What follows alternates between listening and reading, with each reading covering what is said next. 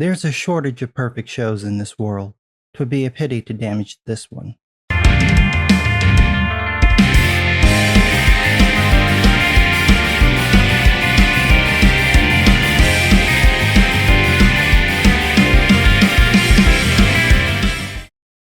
Leave it to Screen Rant to say the dumbest thing possible about one of the greatest shows ever. I give you this gem by Autumn Something Foreign. Quote, how Netflix's Cowboy Bebop is changing the anime, and why that's a good thing. I could be wrong, but if you have to explain why changing something is good, probably isn't that good.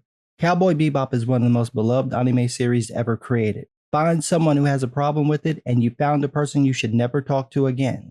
The only people who would be interested in a live-action adaptation of Cowboy Bebop are fans of the show. Chances are they don't want to see any changes to the show. They just want what was animated to be done by real people, basically a shot-for-shot recreation. This should be obvious, but when you're dealing with people with agendas, paying attention to the target audience is the last thing they want to do. The agenda is more important than the audience and the source material. Quote, Netflix's adaptation of the beloved series Cowboy Bebop is changing the anime for the better. No, it's not. Cowboy Bebop is as close to perfection as I've seen any anime get. The pacing, the animation, the music, the themes, the storytelling, hell, even both voice casts are solid. The only way to make it better would be to wipe your mind so you forget you saw it so you can watch it again fresh. There's nothing, literally nothing a live action adaptation could do to improve the show, and damn sure nothing Netflix could do. That's not to say that there aren't any good shows from Netflix, just that when it comes to anime adaptations, from the CGI Saint Seiya to that thing they call Death Note, Netflix doesn't have a great track record. If you can't handle those shows, what makes you think you can handle a juggernaut like Cowboy Bebop? Autumn says in the article that Cowboy Bebop was praised for all the things I mentioned before, and then says, quote, it would have been a mistake to simply duplicate a series that many fans already consider perfect. I agree, which is why I think it's a mistake to do any adaptation. I get the appeal some people have for live action adaptations, usually because they don't like animation, but the truth is that animation is filmmaking. There's no need to adapt the show unless you're adapting to a completely different format, like comics, stage, or video games. The show is the definitive version, built around the freedom and excesses animation provides that just can't be matched in live action. A ton of the show would end up being CGI anyway, which is just another type of animation. At that point, why even bother? Especially when you have the actors saying things like this, quote, John Cho, the lead actor playing Spike Spiegel, said in an interview via Vulture that he only agreed to join the project after being reassured it would not be a shot-for-shot remake. Cho explained it was a recipe for encouraging unflattering comparisons. Well, that's going to happen anyway because Cowboy Bebop is a perfect show. Anything you do will be compared to it, and it's very doubtful you'll come anywhere near the greatness of that show. This is like someone covering When Doves Cry or Human Nature. No matter what you do, unless you're Prince or Michael Jackson, it's not going to be as good as the original.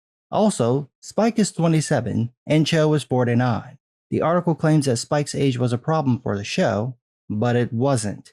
The whole point is that he's been through a lot from a very young age. That he's so world-weary before he's 30 hammers in how hard it's been for him. So Cho's position that the older version would be better just doesn't work. It's really Cho missing the point about Spike's character. Then we get to this business about Faye. Quote, some of Cowboy Bebop's material has also been updated for modern times. Faye Valentine has a more practical outfit, with clothes that actually enable Pineda to perform stunts while wearing them. Tell that to all the women who just wrestled at AEW All Out. They were in tight, skimpy outfits and had no problem doing flips, splits, tumbles, and bridges without anything falling out, except for Jade Cargill. Her bosom was desperate to be all out.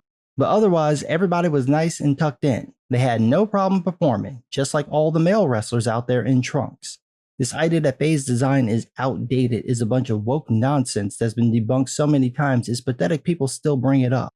Faye uses her looks to manipulate people. For most of the show, she isn't going full John Wick on people, so anyone portraying her just needs to be manipulative and pretty. Basically, a woman. Missing from this article's statement, though, is how this makes the show better. Okay, so you made Faye look like TJ Maxx Bukake all over the Matrix. Now what? How does this improve her character? Another piece of woke bullshit is a change made to the character Grin. Quote, in the original anime, Grin was a war veteran who took an experimental drug that increased their estrogen levels, causing them to grow breasts. Set in the year 2071, Cowboy Bebop was revolutionary in many ways, but a lot of the vocabulary that exists today for the LGBTQ MNOP plus asterisk hashtag up down left right hold a press guard community did not exist at the time it first aired. For the Netflix show, Grin's character has been reimagined as non-binary and is portrayed by non-binary actor Mason Alexander Park. Right. So Grin was part of a military unit with the antagonist Vicious, and after the war, he was tried as a spy and sent to prison. He heard a rumor that Vicious sold him out, and he was so bothered by it that he started taking a drug to cope.